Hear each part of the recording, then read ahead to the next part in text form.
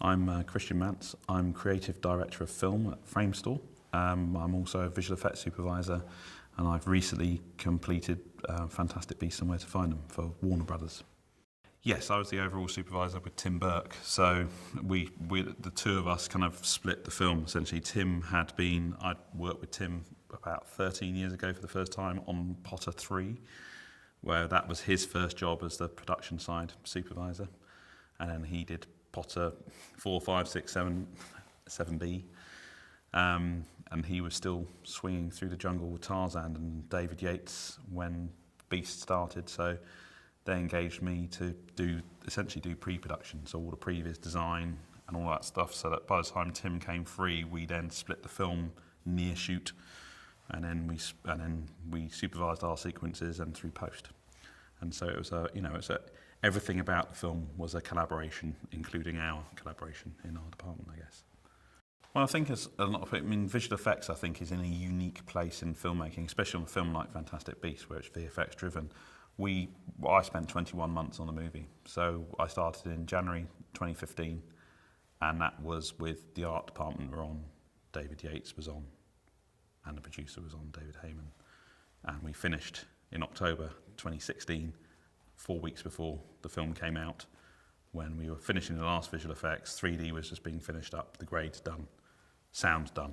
So in that arc of that journey, you kind of almost make so a few people have been credited, it's almost like making the film 3 times. You make it in pre-production, where we do all the design, the previews, work out what the world is, because we were setting up, even though it was in the world of Harry Potter, it was to be distinct from, we were period for a start, an more adult movie, and we needed to create that world of magic.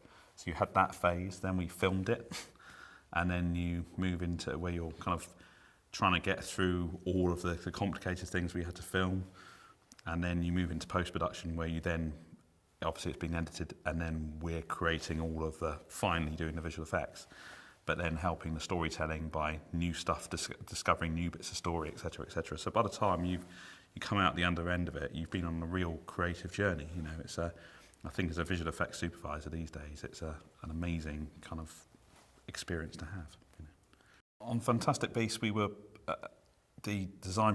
When I was brought on at the very beginning with Pablo Grillo as well, who was an animation director from Framestore, who'd worked on Paddington with David Heyman, and we were charged with leading that design, the design processes for the Beast itself. The design of the world of Fantastic Beasts, the bedrock of that is Stuart Craig, the production designer. He designed all of the Harry Potter films. And he was he kind of owns that world, really. What was different from the Harry Potter films is Harry Potter had the physical creature, a creature effects department. As really visual effects, we became that. In that Stuart had a couple of concept artists, people like Rob Bliss and Dermot Power, who'd done a lot of the Potters as well. They were on board. And at the same time, we employed, from a visual effects department, a whole array of artists, concept artists. We had the Framestore art department, who supplied a chunk of people, but then part of the brief is we thought, well, we had somebody in Russia, we had somebody in France, we had people all over the place, people in the States, because the Beasts were meant to have come from all over the world, so we wanted to get a sort of an ethnicity to the work, to see what their take on a Niffler might be, or whatever. So, but because of Pablo's involvement as well, and the advent of things like ZBrush, and that meant that we were able to have a process that wasn't. I think again, it's a good comparison, because between Potter and Beast was 5 years, and so it's quite a good difference. Showed a difference in the process. So back then, you'd make a physical maquette of the creature. There'd be all the concept design process. Then you'd make a physical maquette that would be scanned. We'd get that at Framestore. Then you'd make that and that. Then you'd figure out, actually, it can't walk properly. We'd have to then go through months of trying to get it to work. And when you're in post, here what we wanted to do was start from the very beginning with, here's a drawing. David Yates, David Heyman, do you like that? Oh, you do? Great. Let's move that straight away and make a simple model of it, rig it up and get it moving. So we had a team of animators working with us as well as previous artists, so they could put together little character studies that would sell each character. And it was, whilst we started from the script with what characters were named in the script, we also had the book that had about 70 or 80 creatures in it. And we also went what we've been calling the blue sky period, where we went through and just came up with stuff. So we had big post-it notes on the wall where we just draw up little vignettes of what a character could be. And David Yates is he's very story-driven and performance-driven as a director.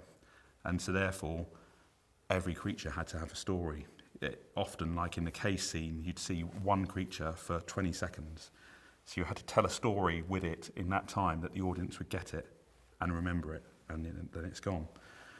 So we went from those little sketches to giving those out to concept artists who go and concept stuff, and then we go to models, then we go to animation, then we think, well, it kind of works in animation, but now let's go back to concept. So it became a kind of a process that something like the Niffler, for example, it was like discovering an actor. You had to make sure you'd cast the right thing. So that meant that by the time you got to film, you had a character and a creature that was fit for purpose. It could do what was needed to do in the script. And then even from there, we could rehearse with Eddie. We had puppets made of most of the key creatures, so that we had puppeteers acting against Eddie on set and the other actors. And Eddie particularly, I think, found that a really great process, and it made you believe the creatures were there, because the puppeteers were working with Pablo. They were acting as the creatures would act eventually, even though, and now it's easier to remove them. It meant that often we could leave them in shot and wipe them out later on, and it just made you have that connection with the characters more. So initially Eddie wanted us to have human beings there as eye lines, but then he soon realised that actually what made it more believable was having something that didn't have an eye line, because often animals, their inscrutability is what makes them animalistic, because David and David wanted the creatures to be fantastic but not fantasy, and that was the hard. So that anything we designed that was too crazy, it'd be like, no, that's not hard. That would be Lord of the Rings, but it wouldn't be Fantastic Beasts. Because what made the Harry Potter films work for me is they always felt very grounded, very real. They were set in a real world, and that was more of the challenge on this film, because we'd be in New York and not Hogwarts as well. So that was kind of like, so you had to believe these things in the context of a bustling city. And then alongside all of that creature design, there was also New York, which is the biggest creature of the film. We, fairly early on, pre-production, the decision was made not to film in New York physically, because we were in 1926 and there's not enough. New York had just changed so much, there wasn't enough of it left to make the filming there kind of something that would be possible, really, because we'd go there and change everything anyway. So really, that's led by Stuart and his team of amazing craftspeople, building a massive. We had a 9-acre set on the back lot at Leafton, and Stuart had designs with real buildings and period photographs of what would be down each avenue, road, whatever. I went to New York with Stuart. We went and recce'd, in 4 days, 70 locations where we ticked off buildings that he liked. And then we set the VFX plate unit, went back in the winter while we were filming, just to capture photographs. We had a team going around with a 60-foot mast with a camera on top of it, going around New York City for 2 months, taking high-res textures of all the key buildings that we could then hand back to the vendors to build New York. But again, we had a previous team running. They built the New York set as the New York set was being designed and started topping it up, so that we were able to help the key decision, which way round should the set be. Should it be north, south, east, west, this way, doing sun paths, working out what views would be, how many vehicles we'd need, how many people we'd need to fill a shot, all those sort of decisions. So it was, there was lots of just us helping that filmmaking process. So by the time we shot on that set, we kind of knew, well, that would be the view down that street. Here's a concept that we could hand over to the vendor who was doing that sequence. Here's the buildings that you'd use, and put it together. And so it's very much a designed New York, but close to as what it would, geographically close to as what it would have been as possible, where we did a bit of sliding stuff around to make it look more like Stuart would want it to look like, make nice compositions. So that in itself was a massive, because the backlot set represented 4 different districts, but then I think we created about 30 different environments from that, plus big set extensions inside, the subway, which were all massive. I mean, we had a lot of sets, and I think that's why the film's successful and why people don't necessarily realise it wasn't shot in New York, because the massive sets and that backlot set, the shadow falling onto the actors, the light falling onto the actors is from architecture, and then we're adding to it rather than them stood against a green screen. So I kind of think that's what made it feel just more real, and it was great to be part of that, again, because we just sit at visual effects, we sit in between that whole world of production design, stunts, costume, cinematography, the director, everybody feeds into our department, and it's great to be part of that. It's very, it could be emotional at times, but it's creative.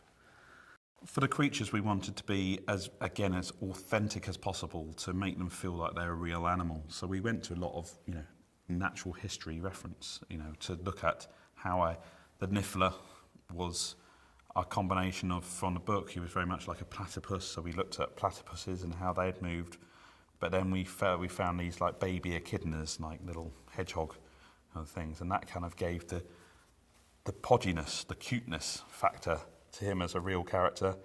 But then Pabs found a great footage of a honey badger raiding somebody's house in South Africa, where it's just insatiable want for food meant that it's there prizing open fridges, pulling stuff out of pots, and it's just that real animalistic thing that all of that behaviour became what the Niffler is. I mean, now when I've been looking back at that footage and you'll see the Niffler that's in the film, you're like, oh, there's a direct correlation there.